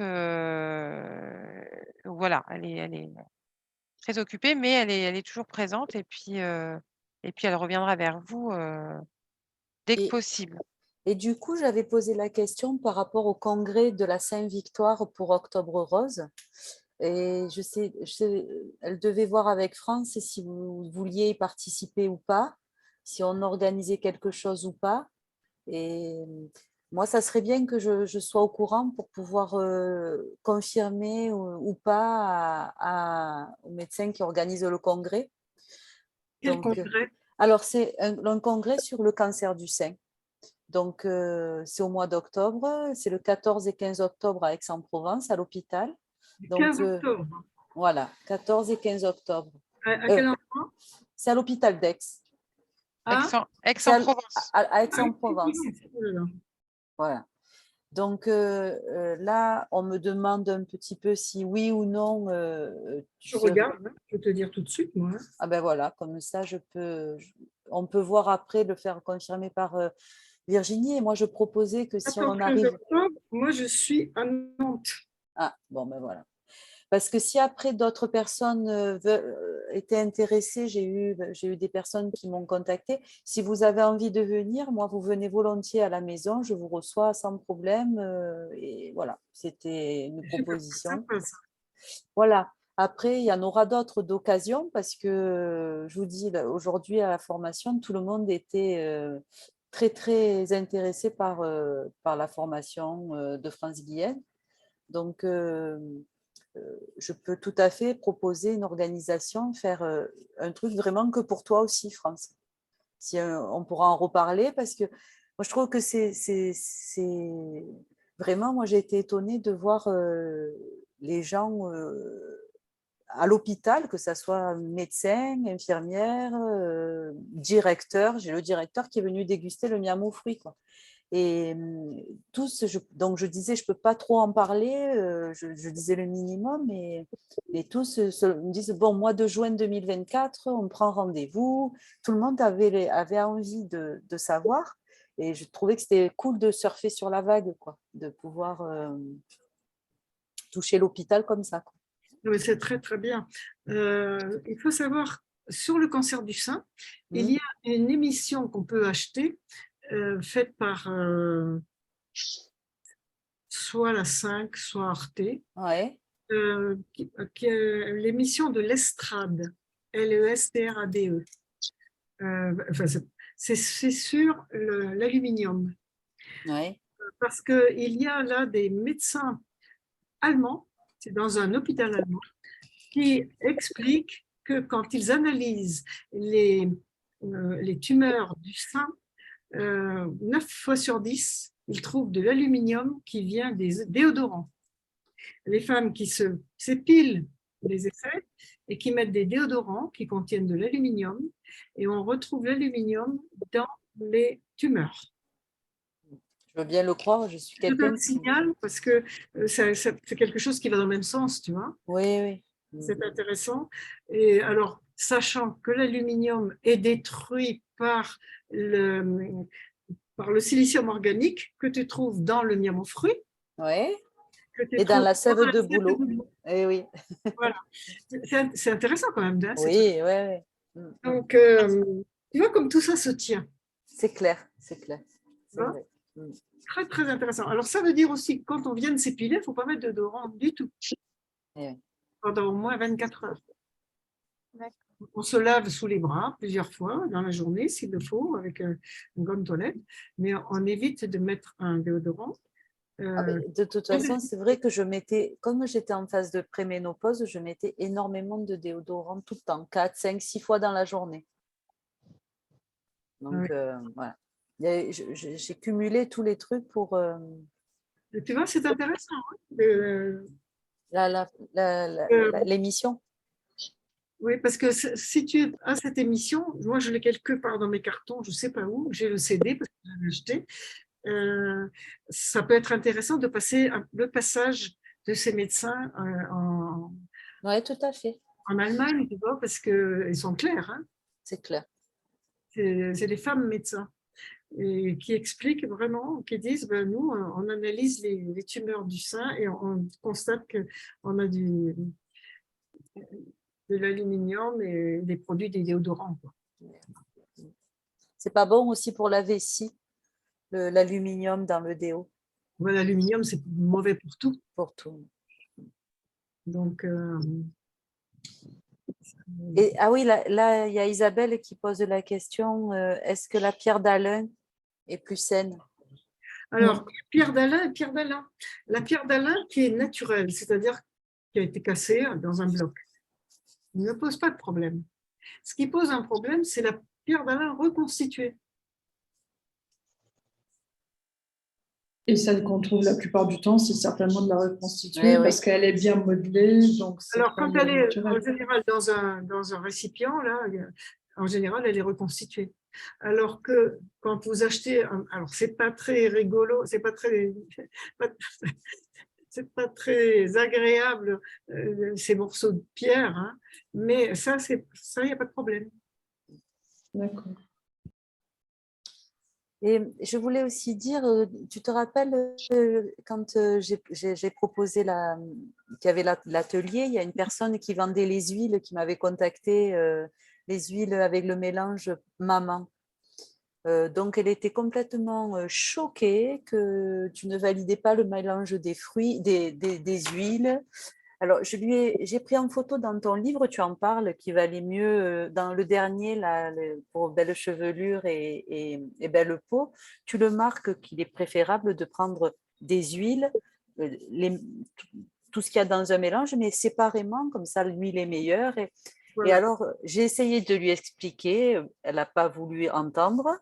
Elle m'a quand même envoyé son huile, donc j'ai la bouteille d'huile maman pour... et je l'ai remerciée et voilà. C'est très... En fait, les gens ont besoin de... il faut... C'est ce qu'il faudrait qu'on a... Enfin, je pense qu'on va apprendre tout au long de la formation, c'est présenter, transmettre ce que tu nous transmets et arriver de façon bienveillante à expliquer ce pourquoi c'est pas bon sans que les gens le prennent mal. Et c'est pas évident. Et puis, il y a beaucoup de gens qui font des raccourcis. Là, moi, cet après-midi, il y a un médecin, il me dit, parce que je parlais du miam aux fruits, je disais, mais ce n'est qu'une partie de la méthode de Franz Guilhem, et je commence à parler des bains dérivatifs, et il me coupe, et il dit, il y avait plusieurs personnes autour de moi, et il dit, donc vous êtes en train de dire que l'alimentation refroidit le corps? Je dis non, monsieur, vous avez fait un gros raccourci qui n'a aucun rapport. Donc, il a fallu, hop, vite rétablir, mais il faut avoir du répondant et puis pas se laisser impressionner par ces médecins qui vous... Bon, moi, je ne me laisse pas impressionner par eux, je travaille avec eux, j'ai pas de... Mais j'ai vu la façon dont il a fait, c'était vraiment pour dire, tu dis n'importe quoi, quoi. Donc, j'ai vu un raccourci du même genre, ça va te toucher beaucoup, par le professeur Minkowski.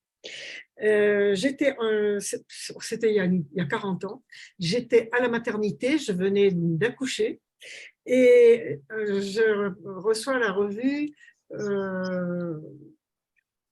c'était une grosse revue médicale, bon, j'ai oublié le nom, mais c'est pas grave. Et il avait fait l'édito et il s'élevait contre l'accouchement accroupi en disant, il avait fait un édito, hein, et il disait, l'accouchement accroupi, c'est vraiment n'importe quoi. J'ai vu de mes yeux en Afrique, les femmes africaines qui accouchent accroupies dans un sillon, c'est effroyable pour la pollution, etc. Comme si les femmes françaises allaient accoucher accroupies dans un sillon. Non, mais c'est extraordinaire. Eh oui, transformé à sa façon. Il s'est fait changer le cadre, quoi, tu vois. Eh ben oui, le contexte, ça change. On peut même mettre la femme un petit peu surélevée pour que le médecin puisse voir. Tout ça est possible, tout ça se pratique. Eh bien, lui, non, il assassinait l'accouchement accroupi en prétendant que les femmes africaines, ce qui n'est pas vrai, accouchaient dans des sillons et que c'était catastrophique. Non, mais ça ne m'étonne pas, c'est vraiment c'est terrible. C'est du même ordre, tu vois. Tout à fait, tout à fait. Alors, rassure-toi, parce qu'il y a, au congrès où je suis allée, qu'est-ce qui était là, qui m'a vu là? C'est Léa, elle n'est pas là. C'est Léa. Eh bien, à ce congrès, il y avait énormément de soignants suspendus, dont beaucoup de médecins, chirurgiens. Il y a même des chirurgiens qui se sont assemblés, de 3 ou 4 chirurgiens qui maintenant, comme ils ne peuvent plus exercer parce qu'ils n'ont pas voulu être piqués, eh bien, ils soignent à l'argile et ils sont sidérés de voir que les L'action. cassures et tout ça guérissent 10 fois plus vite avec l'argile. Ouais. Ils sont en train de faire des découvertes, c'est fantastique parce que donc à ce congrès, il y avait beaucoup de gens qui n'étaient jamais allés dans parce que ça à l'origine c'est un salon bio, mais comme ils ont fait venir Louis Fouché, ils ont fait venir Henri Encaude, ils ont fait venir le professeur Joyeux, ils ont fait venir Guillemant, Jean-Dominique Michel, etc. Ça a fait venir beaucoup de monde qui n'avait rien à voir avec le bio. Ouais. Et j'ai eu énormément j'ai eu de tout, des sages-femmes, des médecins, enfin, je te dis, des infirmiers, etc., qui étaient suspendus. Et comme en plus, moi, j'essayais de leur faire des dédicaces personnalisées, et bien, à un moment, tout le monde pleurait. Y compris moi, parce que c'était tellement émouvant. On était tous en train de pleurer d'émotion, tu vois.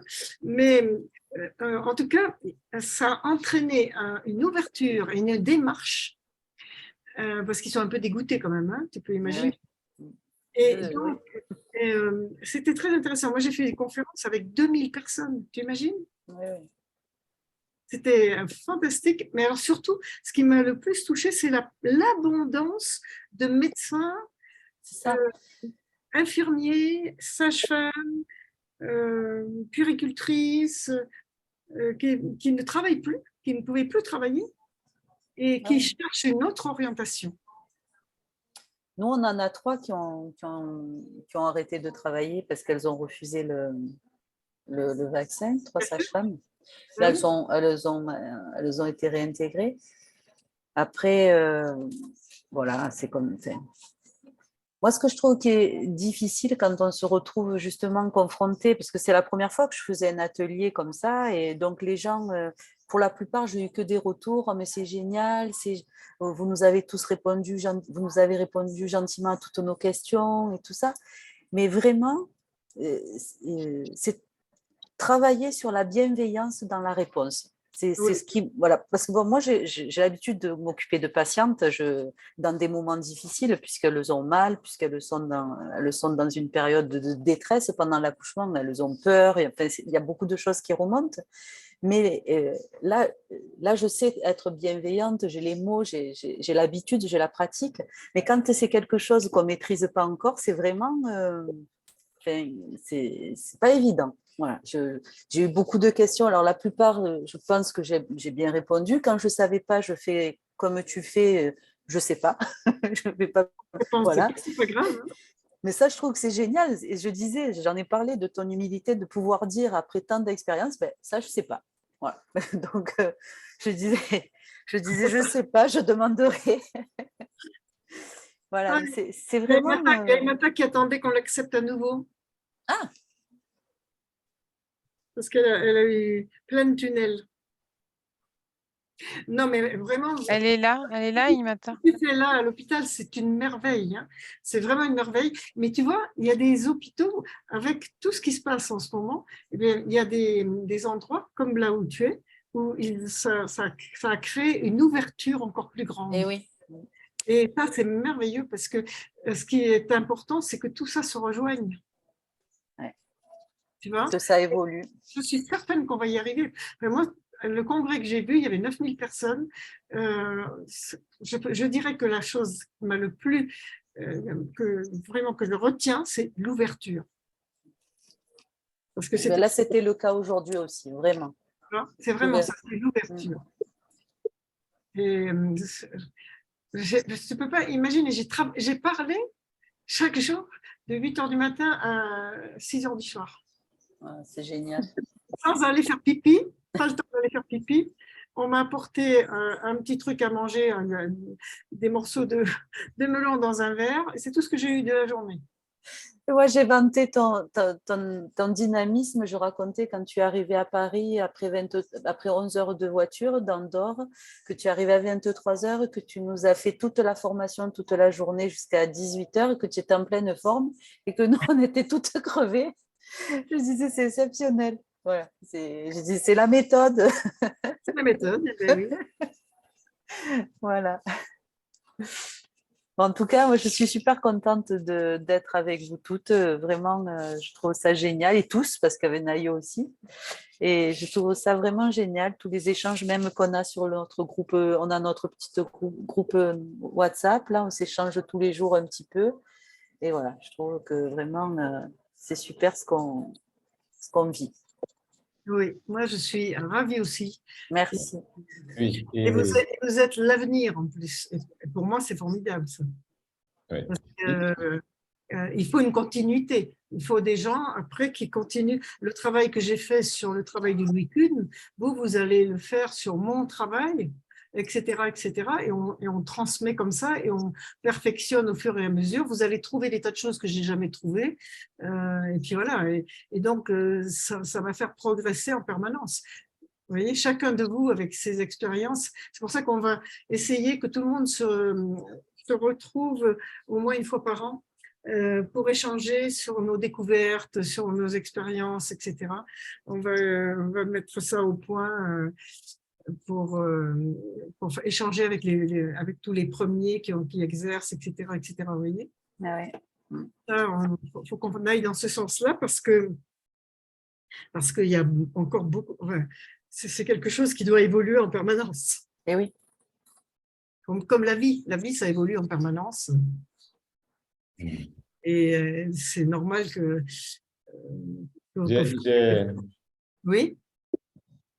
J'ai partagé une vidéo cette semaine sur l'alimentation du cerveau.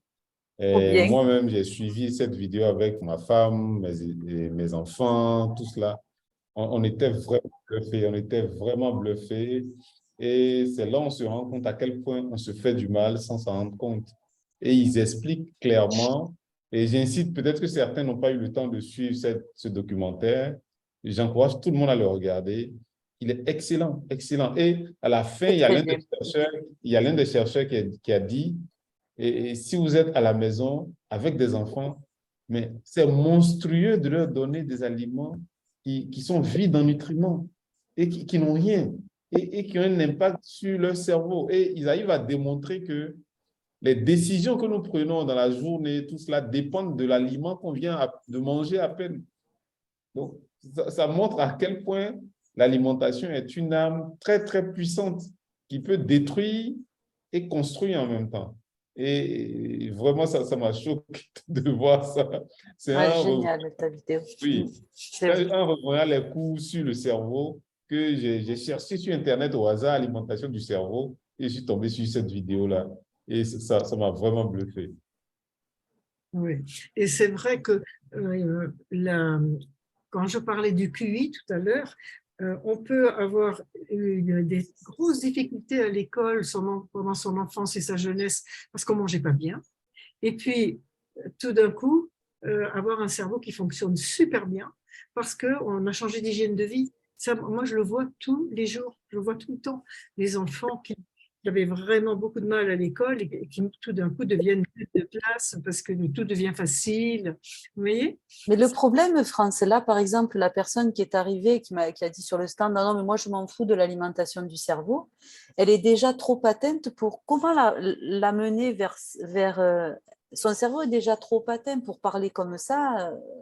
Voilà, comment la ramener vers le bon. Enfin, si elle n'en fait pas la demande, elle n'en aura pas la demande puisqu'elle n'a plus l'intellect pour l'avoir, cette demande-là. Comment on fait pour... il faut attendre qu'elle soit malade pour que le s'intéresse. Une personne qui a quel âge? Oh, cette femme, elle devait avoir une 50aine d'années. Est-ce qu'elle en est consciente ou pas? Mais elle était au stand, je ne la connais absolument pas. Elle est passée, et comme je parlais de l'alimentation du cerveau, et elle dit oh, mais on s'en fout du cerveau. Mais je me dis, arrivé à ce stade-là, qu'est-ce qu'on peut faire?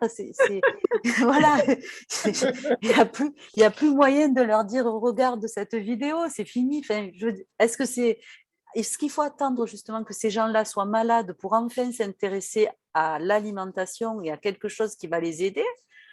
Ou sinon, comment les amener vers ça? Enfin, alors, je vais te dire, moi, pendant des années, pendant au moins 15 ans ou 20 ans, j'ai fait l'erreur de voler au secours des gens. ouais. Quand on Ouais. quand j'ai découvert la méthode et quand j'ai découvert Tout l'importance de ça. l'alimentation, j'avais envie de sauver tout le monde. Eh oui, C'est sûr qu'au supermarché, j'avais envie de tendre une petite queue avec un gant de toilette aux gens qui faisaient la queue. ma mère, c'est ce qu'elle fait. J'avais envie de refaire leur course avec eux, tu vois. Je n'imagine pas. Et donc, vraiment, et je n'ai fait que retarder chez les gens chez qui Eh oui. j'allais, parce que je les bloquais encore plus. Ouais. En fait, c'est comme pour les petits-enfants. Et comme dit Jean Piaget, il y a un âge sensible pour chaque chose. Il y a un moment sensible pour chaque C'est chose. ça. Et quand ils ne sont pas dans la période sensible, on retarde la possibilité pour eux d'y arriver. D'accord. Donc, il ne faut surtout pas insister. Moi, quand Ah ouais. quelqu'un me dit un truc comme ça, je dis oui, oui, ne t'inquiète pas, c'est pas grave, je voulais Ben, juste. c'est ce que j'y ai dit. J'ai dit, prends les barres comme j'aime, ils sont juste à côté. Voilà, c'est pas grave, c'est franchement pas grave. Mais après, je disais, mon Dieu, la pauvre, déjà qu'elle est atteinte, en plus, je lui donne les barres comme j'aime. pleines de- Non, mais il faut surtout dédramatiser tout de suite. Et il faut surtout, parce que nous, quand on découvre un truc qui fait du bien, on a vraiment envie de Envie de partager. Eh Non, oui. c'est normal, c'est humain, on va dire. Voilà. D'accord. Quand tu as trouvé un arbre avec des fruits magnifiques, tu appelles tous tes amis pour qu'ils viennent partager ta joie, des fruits délicieux. Ça me fait rire parce qu'en ce moment, il y a les amandes fraîches qui sont excellentes. Et je les cueillais en marchant, mais je pensais à toi quand tu racontes que quand tu étais petite, tu cueillais au cours de la promenade. Et donc, je prends l'amande fraîche, je la casse, je mange l'amande fraîche. Et il y a un petit qui passe, je dis, tu en veux une? Non, mais c'est ça, voilà. Il m'a regardé là de dire, tu veux me donner de la drogue ou un poison? Je dis, mais c'est juste une amande. Oui, mais ça, c'est une attitude naturelle. Oui. Dans tous les pays du monde, les gens partagent spontanément. Pas dans ici, les villes- pas chez nous en France. Dans les villes, ils deviennent plus. Ah ouais. Et encore pas dans tous les pays. Il y a des tas de pays où on partage. Moi, quand je suis arrivée en France, quand on était dans le métro avec mes enfants, si on ouvrait un paquet de biscuits, on Eh en oui. proposait aux voisins automatiquement. Et bien, on nous regardait comme si on voulait les empoisonner. Hein. Ah ben ouais, moi pareil. Mais nous, c'était un réflexe naturel. Eh oui. Dans tous les pays où on a vécu, tu ne manges pas devant les autres sans partager. Ce n'est pas imaginable. Ah ben oui, c'est clair. Dans le TGV, on est une table de 4. Quand je me sers un café, j'en propose aux autres. Ils me regardent. Mais bon, d'accord. Ça, c'est une attitude normale, tu vois. Voilà. Des fois, on se demande.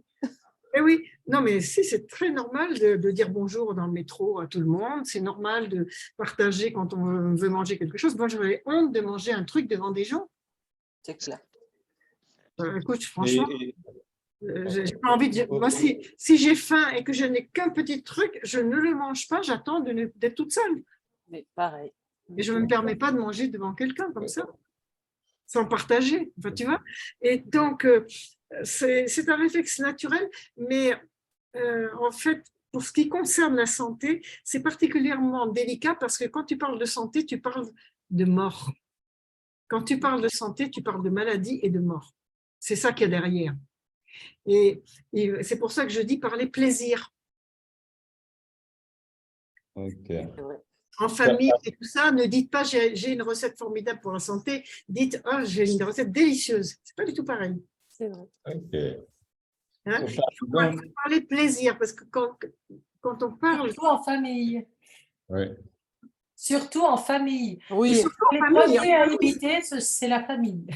C'est le plus clair. important en famille. En famille, c'est super important. Et même dans le petit livre que j'ai fait sur le miam aux fruits, je dis savourez avec volupté votre Pour miam aux donner envie. C'est en vrai. poussant des soupirs de jouissance, sans affoler les voisins.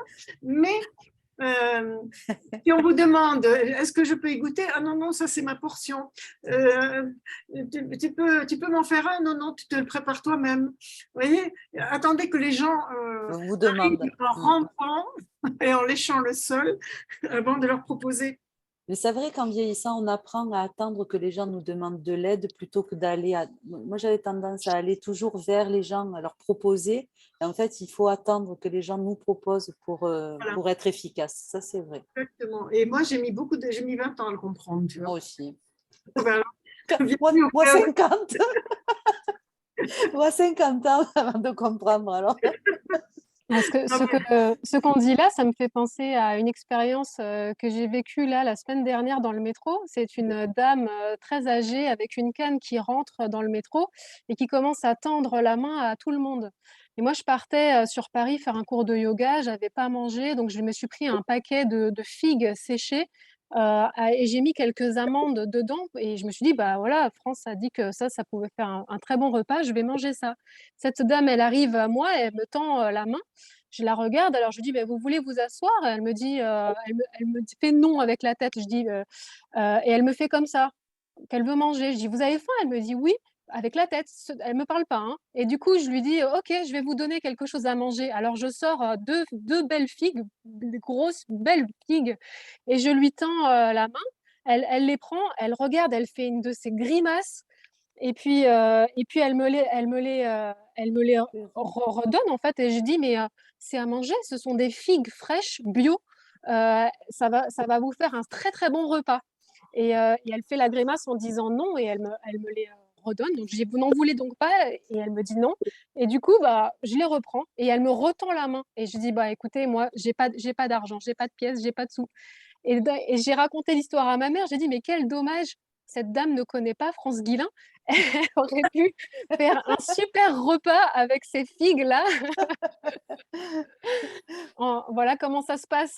Donc là, personnellement, j'ai eu une demande d'aide, hein, véritable, enfin véritable, on va dire une forme d'aide détournée, mais ça n'était pas, c'était pas vraiment de l'aide en fait. C'était, je veux des sous quoi en fait, tout simplement. oui. Mais les sous, bah, avec la pièce que si j'en avais une, elle n'aurait pas pu s'acheter ces figues-là, hein.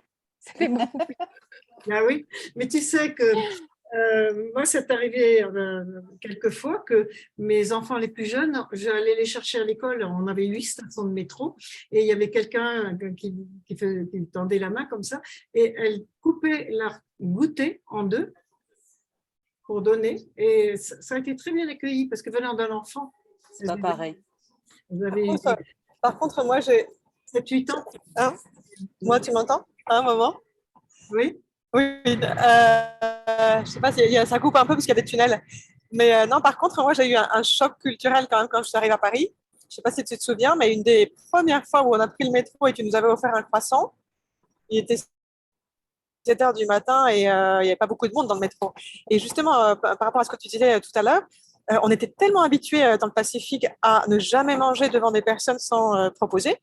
Et ben, moi, avant de croquer dans mon croissant, j'en ai proposé aux gens qui n'avaient rien demandé autour. Et les gens m'ont regardé avec un regard noir, mais qu'est-ce que c'est que ça? Mais ils m'ont même pas répondu. J'étais hyper gênée parce que j'avais 6 ans et demi.